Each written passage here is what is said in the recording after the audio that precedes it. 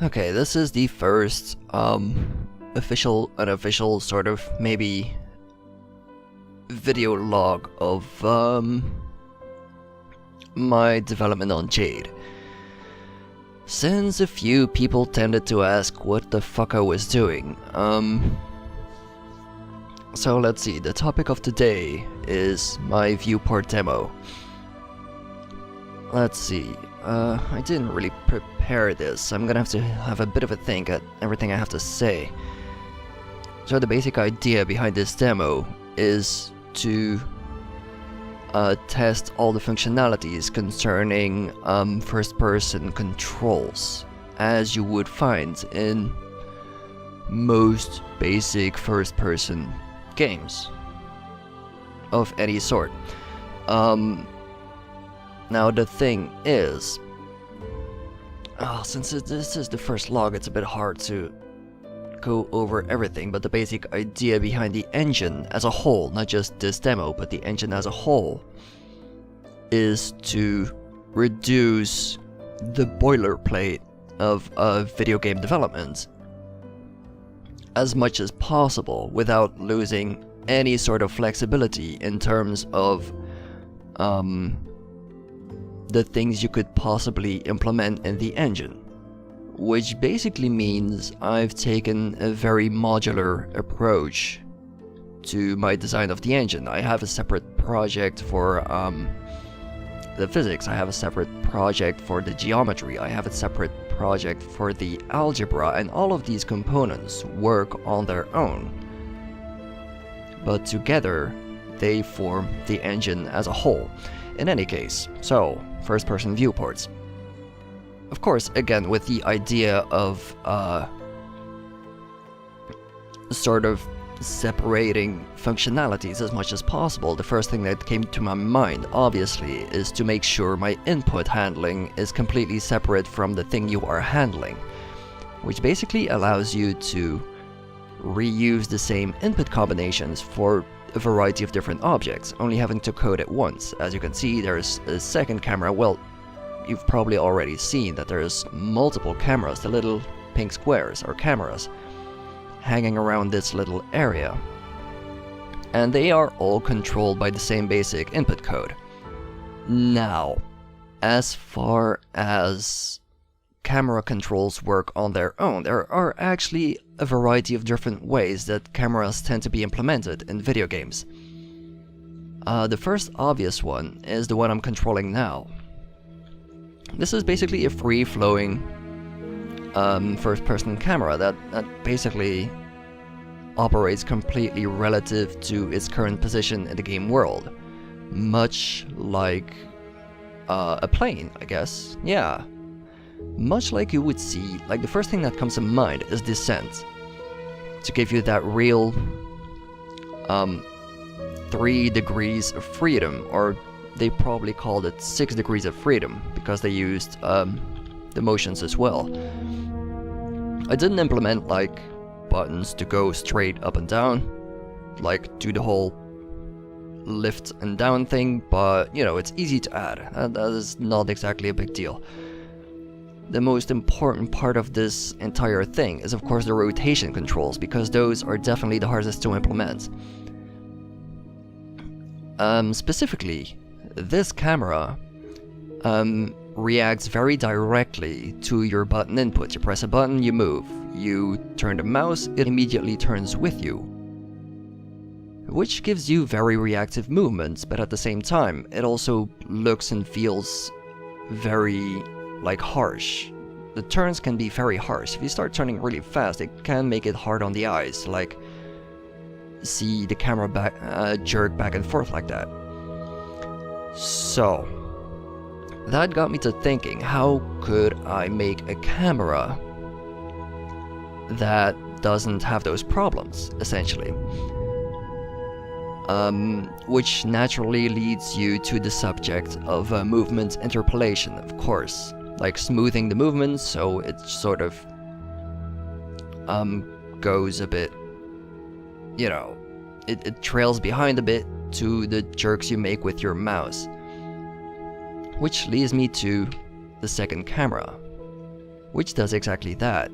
Now, the first attempt I made at having smooth movements like this was by directly implementing like an interpolation method, quote unquote, and applying these on my keyboard input, mouse input, and keyboard as well. Like there's a bit of trailing when you move back and forth or side by side.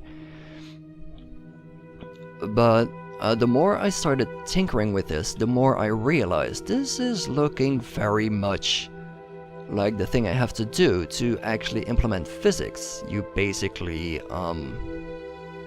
well, you basically apply forces, don't you? So when you move, when you press like the WASD keys or the ZQSD keys, you apply a force in a certain direction, which allows your camera to accelerate.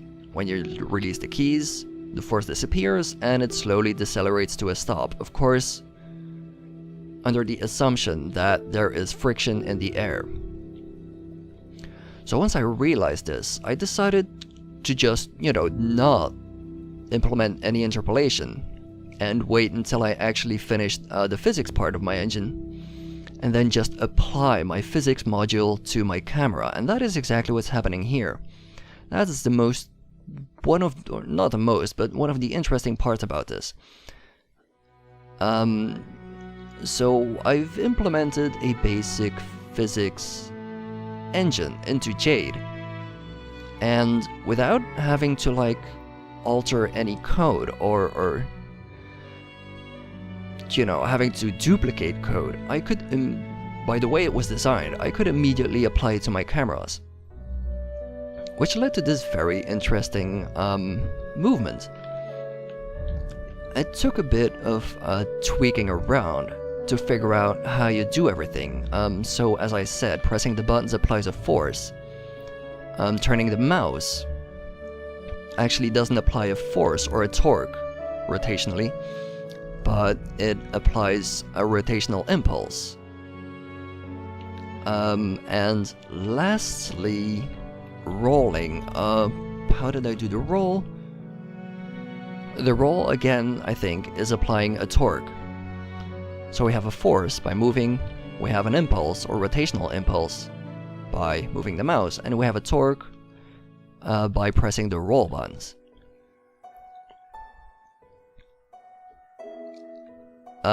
So yeah, I was quite happy with that. I mean,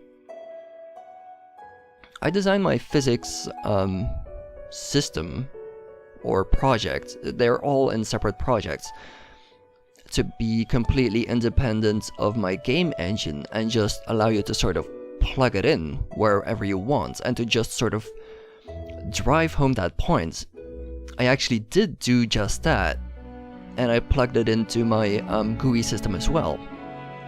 And then you can have like these sort of neat behaviors, like this is my console. I'm not using the console for this demo particularly, but I could just sort of press random buttons. This is my console, and you can sort of see that it moves very smoothly.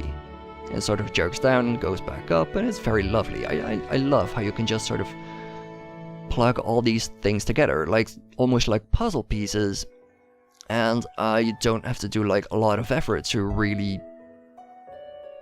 tie them together if you put a little bit of thought in it beforehand. In any case, moving on. There are still quite a few more cameras down here, because of course, in many first-person games, you don't have just this free-form movement, you are actually stuck to the ground, as many shooters do. So that brings me to my third camera. This little boy. He is completely stuck to the ground. Now this is an extension of the first camera that doesn't apply the physics, but it just sort of has a plane vector that points towards, well, in this case it points towards up, and basically tells you which direction defines your character's upward direction. The interesting part about these kind of walking cameras is that the rotation behaves very differently from the free-flying cameras. Where, like the free-flying cameras, if you rotate left, you turn like side by side, but even if you're flying sort of sideways and you turn left and right, you still turn side by side.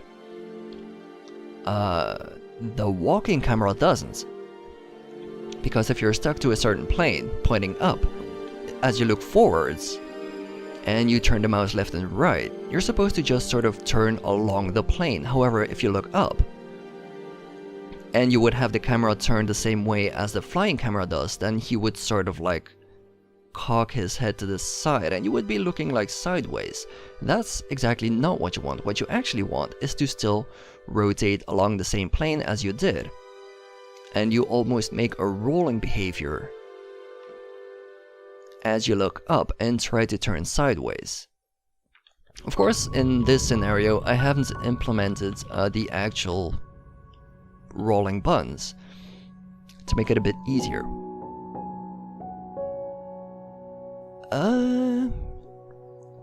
And this is still one important shortcoming in this entire implementation. One thing I would like to add is when you run a walking camera and you press like the tilt button to make your head sort of turn to the side, left and right. I would love it if you could actually use that as a sort of lean function. So when you press the button, you lean, and when you release it, he just sort of goes back to looking straight up.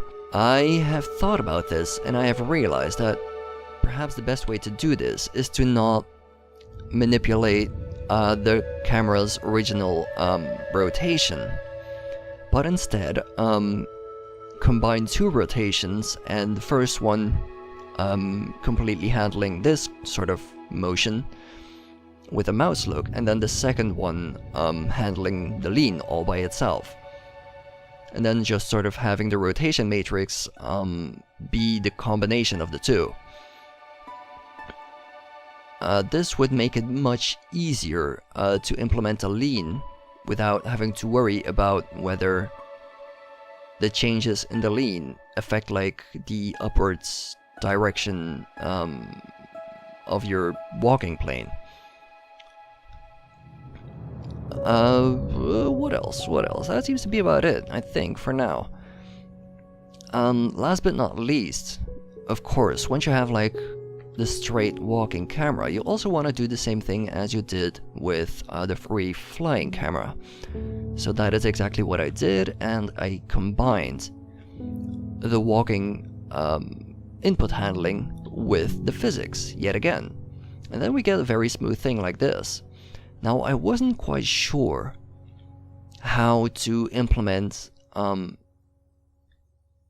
to make sure that like a physics-based camera like this stays upright, actually. And the interesting thing is, right now, the way I tried it is to basically, as soon as he starts tilting on the side, as you can see, if I do this really fast, he should start tilting. And then he sort of, it's kind of hard to tell, but he sort of balances his way back towards standing upright. See?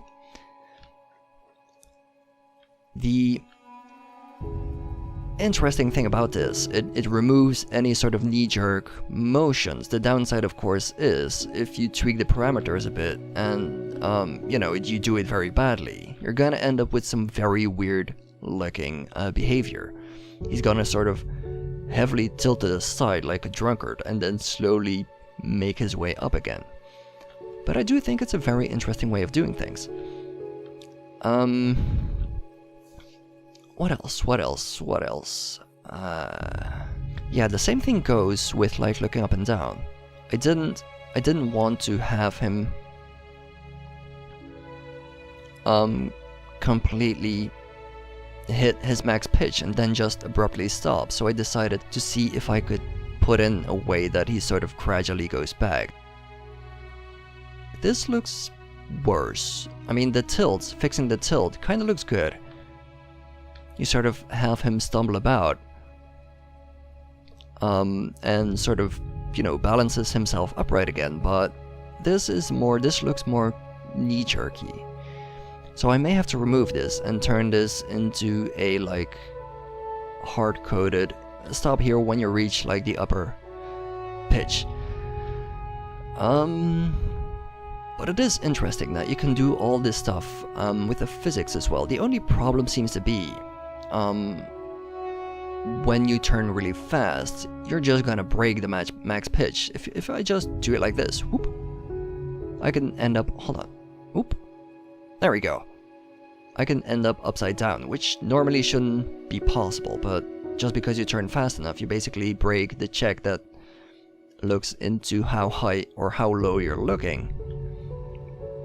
And you just go straight through, which is a bit of an issue. I'm not too sure how I want to fix that yet.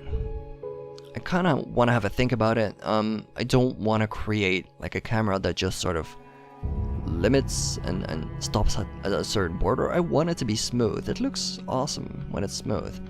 Oh yeah, I also probably have to explain why you need to balance him upright again. Normally, if you like implement this turning from the mouse, mathematically speaking, he should never like tilt on the side.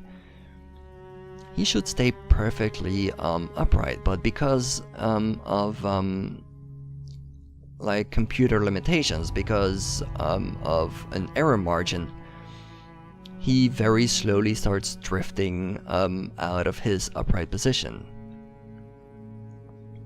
Which is very interesting. It took me quite a long time to figure out how to fix that, because first I thought it was a bug in the code, but it's actually just drift created from well, numerical inaccuracies. And that seems to be about it, isn't it? I have these 4 cameras. I also have 4 more cameras stuck to the walls, which are basically used as some sort of, well, real life, you know, CCTV cameras, or almost, which you can see in the top right corner.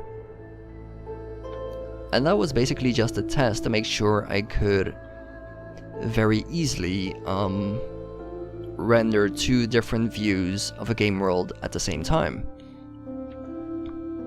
Because again, in the interest of flexibility, I decided to write my renderer in a way that he doesn't really care which camera you want to render from. You just feed him the camera and he does it. So both the main screen and the little tiny screen on the top right both use the completely same renderer.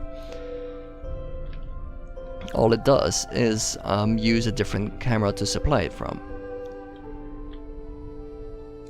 And I think that's about everything. Yeah.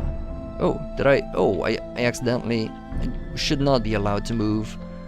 Well, that's fine. I just changed their speed to 0 and they should not be able to move around. These guys are supposed to stand very still. I can also increase and decrease the zoom. This is all just a basic consequence of how you implement your camera matrix, really. Once you fully understand how camera matrices work, it is actually fairly easy to write a camera that doesn't really care what the dimension is of your game world.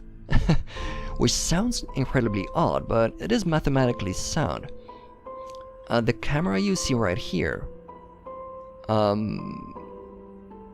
is, funny enough, the same one as is being used to render my GUI on the screen.